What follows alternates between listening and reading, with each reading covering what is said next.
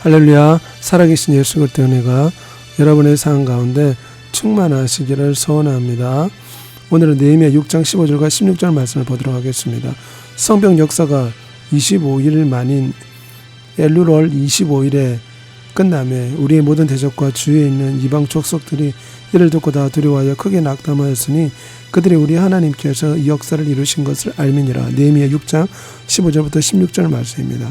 오늘은 느헤미야가 예루살렘 성벽을 중건하는데 이것을 통해서 느헤미야가 얼마나 예루살렘과 그 주민들을 사랑했는가 보게 되고 우리가 이것을 본받을 수 있도록 공부해 볼 예정입니다. 1809년 미국 켄터키주 가나안 농가에서 태어난 링컨은 겨우 1년 다닌 학교에서 읽기와 쓰기를 익힌 링컨은 책 읽기를 매우 좋아했는데요. 링컨이 가장 여러 번 읽은 책은 바로 성경이랍니다. 링컨이 9살 때 어머니가 병으로 세상을 떠나는데요. 죽어가는 어머니는 어린 아들 링컨에게 이렇게 유언을 하셨대요. 아들아, 이 성경책은 내 부모님께 받은 책이다. 내가 여러 번 읽어 많이 낡았지만 우리 집의 값진 보배다. 너도 성경을 읽고 성경 말씀대로 살아가는 사람이 되어다오. 하나님을 사랑하고 이웃을 사랑하는 사람이 되어다오. 이것이 나의 마지막 부탁이다. 어머니가 돌아가신 후 링컨은 여전히 가난했고 학교에 다닐 수도 없었지만 성경을 늘 가까이 하고 날마다 묵상했습니다. 그리고 훗날 대통령이 되어 이렇게 고백했지요. 나는 성경은 하나님께서 인간에게 주신 가장 큰 선물이라고 생각합니다. 나는 하나님의 선물인 성경의 부활을 캐기 위해 날마다 성경을 묵상합니다. 이 성경 속에는 예수 그리스도의 모든 값진 부하들이 다 들어있기 때문이지요. 남북전쟁을 통해 노예 제도를 없앤 링컨은 미국의 16대 대통령으로 성경에서 얻은 지혜로 나라를 다스린 훌륭한 대통령이었답니다. 링컨 대통령은 하나님을 사랑하였고 백성을 사랑하여서 노예를 해방시키며 많은 사람에게 본보기가 되었습니다. 이와 비슷하게 구약 성경의 느헤미야 역시 백성을 너무나 사랑하였습니다. 그 당시 예루살렘이 범죄로 말미암아 나라가 멸망하였습니다. 느헤미야는 예루살렘 성이 다 무너졌다는 소식을 듣고 너무 마음이 슬퍼서 왕 앞에 나왔죠. 그래서 그 당시 고관이었던 느헤미야는 아닥사스테 왕의 배려를 따라서 예루살렘에 돌아갈 수 있게 되었습니다. 예루살렘에 도착한 느헤미야는 밤에 예루살렘 성이 어떻게 되었는가 짐승을 타고 둘러보았는데 예루살렘 성이 도무지 성이라 할 수 없을 만큼 부서져 있었습니다. 다음 날 느헤미야는 유대 지도자들을 모아놓고 자신들이 해야 될 일, 예루살렘 성벽을 재건할 일에 대해서 이야기를 하였습니다.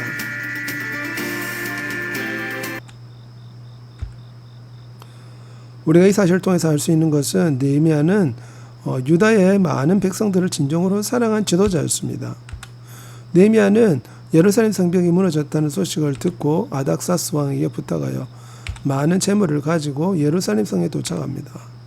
그리고 백성들에게 예루살렘 성벽을 다시 쌓도록 권면합니다. 이는 느헤미야가 예루살렘 주민들을 사랑했기 때문입니다. 마찬가지로 우리 주 예수님께서는 우리 인간들 너무나 사랑해 주셨습니다. 병자를 고쳐주셨고 귀신 들린 사람을 귀신을 내쫓아 주셨고 앞을 못 본 사람을 치료해 주셨습니다. 주 예수를 붙잡은 자는 다 고침받고 치료받았습니다.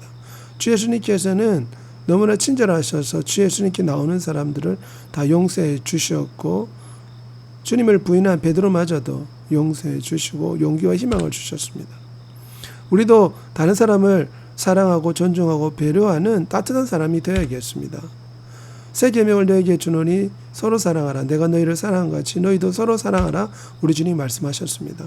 두 번째로 살펴볼 것은 느헤미야는 어려움을 어떻게 극복했나요? 기도함으로 극복했습니다. 어려울 때 이렇게 울고 낙심하고 좌절해야 되겠습니까? 아닙니다. 그 당시에 예루살렘 성을 다시 세우러 갈 때 방해자들이 있었습니다. 이 산발렛이라는 사람이 방해를 놓았죠. 그래서 느헤미야가 예루살렘 성벽을 쌓지 못하도록 계속해서 해방을 놓았습니다. 하지만 그런 해방에도 불구하고 예루살렘 백성들은 일제히 자신이 맡은 일에 열심히 충성하여 예루살렘 성벽을 쌓기 시작했습니다. 그랬더니 이 사실을 본 산발렛과 도비아 같은 나쁜 사람들이 무기로서 칼로서 예루살렘 성벽을 쌓는 주민들을 방해를 놓았습니다. 그때 느헤미야는 어떻게 했습니까? 하나님 도와주십시오. 저들이 우리를 업신 여기고 하나님의 백성을 무시하고 있습니다. 하나님께서 저들을 물리쳐 주옵소서. 그렇게 간절하게 기도했습니다. 그리고 백성들로 하여금 한 손에는 칼을 들고 한 손에는 쟁개를 들고 낮에는 일하고 또 밤에는 산드락과 도비아가 해방 오는 것을 막기 위해서 그녀가 싸우는 태세를 유지하였습니다. 도비아는 뇌물을 써서 느헤미야 총독을 죽이려고 하였죠. 하지만 하나님께서는 지혜를 주셔서 느헤미야 총독을 이 악한 사람들로부터 보호해 주었습니다. 아닥사스 왕은 느헤미야를 유다의 총독으로 임명해 주었습니다.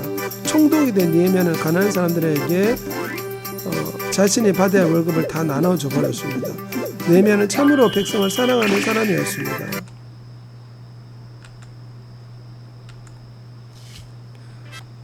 느헤미야에게 어려움이 있었습니다. 도비아와 산발렛이 예루살렘 성벽을 짓는 예루살렘 주민들을 괴롭히고 죽이려고 했기 때문입니다. 그때 느헤미야는 하나님 앞에 기도했습니다. 그랬더니 하나님께서 이 어려움을 이겨낼 수 있는 지혜를 베풀어 주셨고 결국 예루살렘 성벽이 중건되었습니다. 히스기야도 이방 큰 군대가 쳐들어오는 것을 보고 눈물로 하나님께 도움을 요청했습니다. 그때 하늘에서 천사가 내려와서 이방 군대를 물리쳐 주었습니다. 다니엘도 사자굴에 던져졌지만 하나님 앞에 기도하니 사자굴에서 건진받았고 사드락과 메삭과 아벳느고도 풀무불 속에 던져졌지만 하나님이 지켜주셨습니다. 우리 주 예수님께서도 겟세마네 동산에서 간절히 기도함으로 십자가 어려움을 잘 이겨낼 수가 있었습니다. 우리도 어렵고 힘들 때 어떻게 되겠습니까? 기도함으로 어려움을 이겨내야겠습니다. 기도하면 지혜를 받습니다. 여호수아가 하나님 앞에 기도할 때에 하나님께서는 여리고성을 물리칠 수 있는 지혜를 주셨고 또한 느헤미야가 기도할 때 예루살렘 성벽을 쌓을 수 있는 지혜를 주셨습니다. 우리도 어렵고 힘들 때 하나님 앞에 기도해야 됩니다. 솔로몬은 백성을 지도할 수 있는 지혜를 달라고 기도했을 때 전무후무한 지혜를 받았죠. 이처럼 백성을 사랑하는 느헤미야처럼 우리도 서로 사랑하고 어려운 사람을 도와주고 또 어려울 때 기도로서 이겨내야겠습니다. 사랑이 많으신 아버지 하나님, 우리가 진정 서로 사랑하고 용서하고 이해하고 어려운 사람을 도와줄 수 있는 사랑의 사람이 될 수 있게 도와주십시오. 우리가 어렵고 힘든 일을 만날 때 원망 불평하지 말고 하나님께 기도함으로 그 모든 어려움을 이겨낼 수 있게 도와주옵소서.